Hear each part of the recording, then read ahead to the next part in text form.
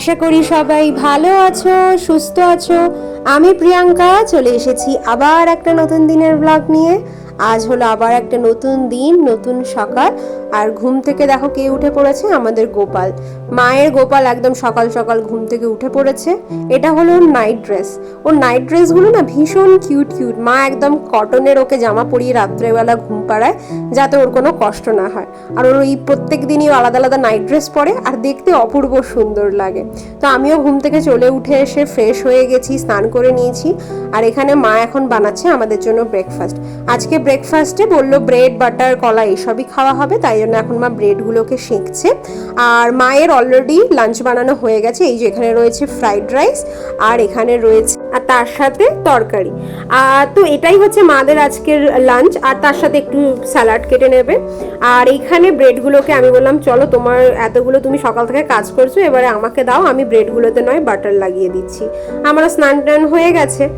আর এখানে আমি এখন খেয়ে দিয়ে আমরা দুজনেই তারপরে বেরিয়ে যাব অফিস থেকে এসে আমি চলে এসেছি এখন ক্লিনিকে। আসলে আমার অনেকটা আগে পৌঁছানোর কথা ছিল, কিন্তু আমি অ্যাকচুয়ালি হয়ে গেছি লেট। মাকে নিয়ে আসলে আজকে ডেন্টাল ক্লিনিকে আসার কথা ছিল, কিন্তু আমার এত লেট হচ্ছে দেখে মা নিজেই ডাক্তারকে দেখিয়ে নিয়েছে। ডাক্তারের সাথে কথাও বলা হয়ে গেছে, মায়ের সব কিছু শেষ। আমি লাস্ট মোমেন্টে এসছি, তো আমার আর কিছু করার নেই। আমি শুধু, মা বললো যে চল, আমার সব দেখানো হয়ে গেছে, আমি তোকে রাস্তায় বলে দেবো কী কী বলেছে ডাক্তার। আর তারপরে আমরা চলে এসেছি আই কেয়ার সেন্টারে। মায়ের একটু চোখের পাওয়ারটার প্রবলেম হচ্ছে মনে হচ্ছে, তাই জন্য এখানে একটু আই কেয়ার সেন্টারে এসেছি। আমি বললাম চলো, একটা ডাক্তার তো তুমি নিজেই দেখিয়ে নিলে, আর একটা ডাক্তারের কাছে আমি বরঞ্চ নিয়ে যাই। তো স্বাগতমও রাস্তায় আছে, অন দ্য ওয়েইও আছে। ও বললো কি যে তোরা যখন চলে গেছিস তাহলে একটু ওয়েট কর ওখানে, আমিও আসি। কেন, ও অফিস থেকে যে আমাদের বাড়িতে যায়, ও এখানেই ওর অন দ্য ওয়েই পড়ে এই ক্লিনিকটা, মানে আমাদের বাড়ি থেকে 10 মিনিট দূরে। তো ওইখানেই এসছি। মোটামুটি অ্যাপয়েন্টমেন্ট পেয়ে গেছিলাম। অ্যাকচুয়ালি দুটো অ্যাপয়েন্টমেন্ট একদিনেই রেখে, যাতে মোটামুটি একদিনে কিছুটা ডাক্তার দেখানো এগিয়ে যায়, কেননা মায়ের আরও কিছু একটু ডাক্তার দেখানোর রয়েছে। তো এখন ওই জন্যই বসে বসে মাকে জিজ্ঞেস করছি, কি গো, আমি তো তোমার সাথে যেতে পারলাম না, তুমি বরঞ্চ বসে বসে বলো যে কি হয়েছে, তোমাকে ডাক্তার কি বললো, কি প্রবলেম হয়েছে। আসলে সাউথের ল্যাঙ্গুয়েজটা একটু আলাদা হয়, তো ইংলিশটা তো ঠিক আছে মাম বলে নেবে, কিন্তু কিছু কিছু যেগুলো ওদের ভাষাগুলো থাকে, মানে ওইগুলো হসপিটালে অনেকে অনেক রকমের লোকাল ল্যাঙ্গুয়েজেও তো কথা বলে, তাই জন্যই আমার টেনশন হচ্ছিল যে সব কিছু ঠিক করে হয়েছে কিনা।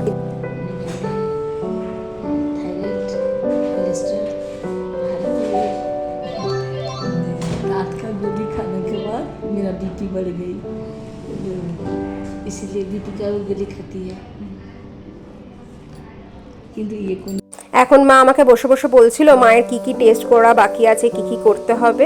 তো আমাদের অ্যাপয়েন্টমেন্ট চলে এসেছিল, আমরা চলে এসেছি ডক্টরের কাছে। ডক্টর এখন চেক করছেন। এখানে সাউথের আমি দেখেছি ডক্টররা ভীষণ পোলাইট হয়, মানে আমি অন্য কোনো ডাক্তারকে খারাপ বলছি না, বাট আমি এখানকার এক্সপিরিয়েন্সটা শেয়ার করছি। এখানকার ডক্টররা যেরকম শুনেছি, সত্যিই ওনারা ভীষণ পোলাইট হন, ভীষণ ভালোভাবে ওনারা শোনেন যে কার কি প্রবলেম হয়েছে, কার কবে থেকে প্রবলেম, মানে ওনারা হিস্ট্রিটা জানার চেষ্টা করেন, মেডিকেল হিস্ট্রি আছে কি।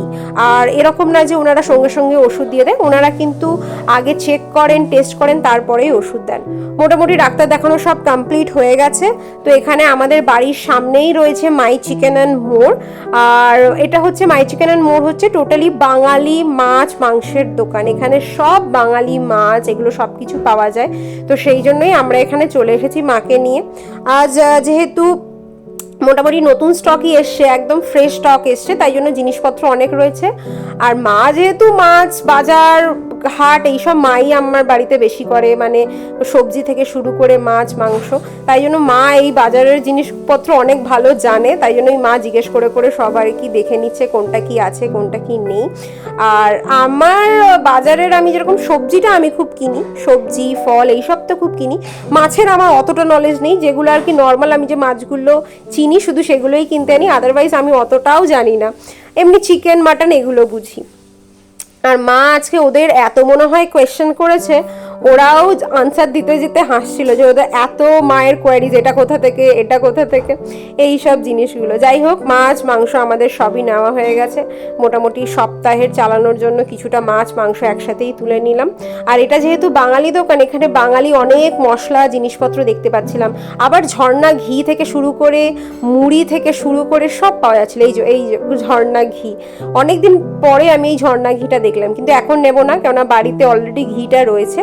ওই ঘিটা শেষ হয়ে যাক, তারপরে নয় একবার এই ঝর্ণা ঘিটা নিয়ে গিয়ে দেখবো টেস্টটা একই রকমই নাকি আবার অন্য রকম। তো যাই হোক, চলো, সব কিছু কেনাকাটা কমপ্লিট। আর বাড়িতে মা রান্না করেই এসেছে, বললো কিছুটা রান্না নাকি করেই এসেছে, তাই আর চাপ নেই যে বাড়িতে গিয়ে রান্নাপত্রের দেরি হয়ে যাবে।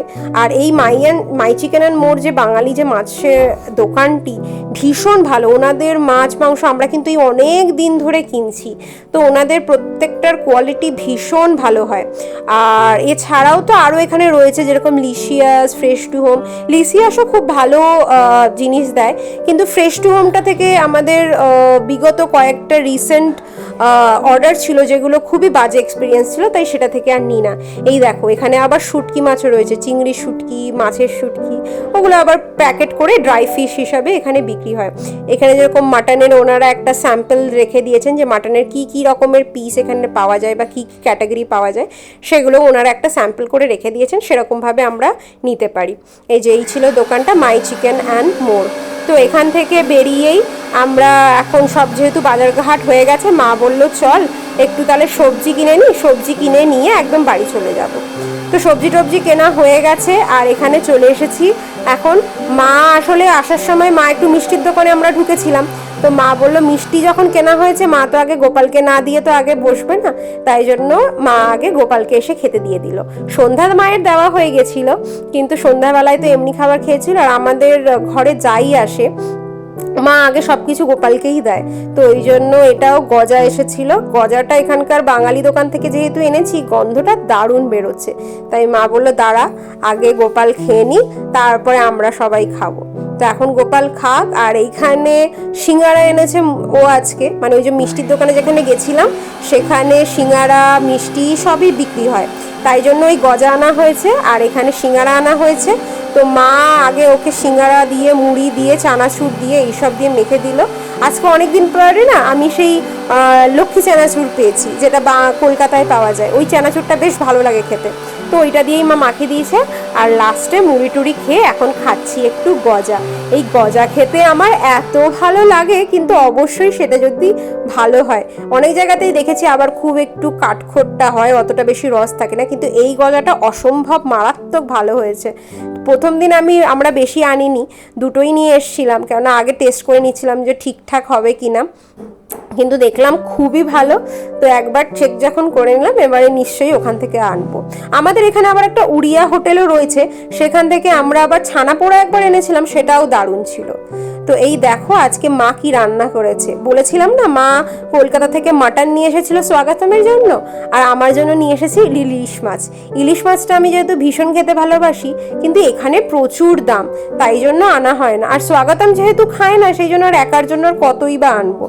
আর ইলিশ মাছ এখানে মোটামুটি 2500-3000-এর নিচে তো পাওয়াই যায় না, তাই জন্য মা বলেছিল আমি যখন যাবো তোর জন্য ইলিশ নিয়ে যাবো। তো এখানে মা ইলিশের ভাপা করেছে, যেটা উপর দিয়ে কাঁচা তেল ছড়িয়ে দিয়েছে, তো অসম্ভব সুন্দর গন্ধ আসছে। মনে হচ্ছে আজকে ইলিশ দিয়েই আমার ভাত খাওয়া হয়ে যাবে। আর তার সাথে এখানে রয়েছে মাটনটা আগের দিনের, ওইটাই কিছুটা রয়ে গেছিলো, সেটা মুকুলের জন্য মা বললো ওই বেশি করে এটা খাবে। আর এখানে মা করছে বেগুন পোড়া, মানে বেগুন পুড়ে আর একটু টমেটোটা, আমরা যেহেতু এখন খুব বেশি খাই না, তাই জন্য টমেটোটা ঘরে ছিল না, বেগুন পুড়ে তার সাথে একটু পেঁয়াজ, কাঁচা লঙ্কা, একটু ভাজা মশলা, একটু সর্ষের তেল, নুন, এইসব দিয়ে একটা মা ভর্তার মতো করে নিচ্ছি। এটার যে কি দারুণ গন্ধ উঠে আর কি যে দারুণ খেতে লাগে সেটা বলে বোঝানো যায় না। এই যে স্বাগতম আবার চলে এসেছে, মায়ের হেল্পিং হ্যান্ড হয়ে উপর দিয়ে কাঁচা তেলটা ছড়িয়ে দিয়েছে। এই কাঁচা তেলটা ছড়িয়ে দিলে অসম্ভব খেতে লাগে। আর একটা মা যেটা এর মধ্যে করে, সেটা হচ্ছে মায়ের মধ্যে না বড়ি ভেজে বড়িটাকে ওর মধ্যে গুঁড়ো করে দিয়ে দেয়, সেই জন্যেও না টেস্টটা কিন্তু আরও অনেক গুণ বেড়ে যায়। তো এই হচ্ছে আমাদের আজকের খাবার, ভাত আর গরম গরম ভাত, তার সাথে মাটন, বেগুন ভর্তা, আর তার সাথে রয়েছে ইলিশের ভাপা। আমার তো আর তর্স হয়েছে না, মনে হচ্ছে কতক্ষণে খাবো। বেগুন পোড়াটারও যা গন্ধ বেরিয়েছে, প্লাস আবার ইলিশ। তো বেগুন পোড়াটা তো অলরেডি স্বাগতম খেতে শুরু করে দিয়েছে, কেন ওরও বেগুন পোড়া খেতে দারুণ লাগে। তো ও তো যেহেতু কোনোদিন ইলিশ খায় না, তাই জন্য মা একবার ওকে জিজ্ঞেস করছিল ও খাবে কি না। তো ও বললো কি যে একবার টেস্ট করতে পারে। তো মা বললো ঠিক আছে, তোমার জন্য মাটনটাই রাখা রয়েছে, কিন্তু তোমার যদি মনে হয় তুমি একবার টেস্ট করতে পারো, দেখতে পারো যে তোমার কেমন লাগে। তো চলো এবারে ফাইনালি প্লেটে চলে এসেছে আসল জিনিস, ইলিশ। উফ, কি যে দারুণ টেস্টটা হয়েছে, মানে মন আমার ভরে গেল, মন প্রাণ পেট সব ভরে গেল। আর শুধু যে এবারে আমি ইলিশ খাচ্ছি তা নয়, ওই দেখো আরেকজনও কিন্তু বসে বসে খাচ্ছে, ইভেন ও দুবার গ্রেভি নিয়েও খেলো। তো চলো ভিডিওটা তাহলে এতটাই থাক। আর যদি ভিডিও ভালো লাগে একটা লাইক করে দিও, কমেন্টে অবশ্যই জানিও ভিডিও কেমন লাগলো। সবাই ভালো থেকো, সুস্থ থেকো। আর আমার চ্যানেলে নতুন হয়ে থাকলে প্লিজ একটা সাবস্ক্রাইব করে দিও। দেখা হবে খুব শিগগিরই।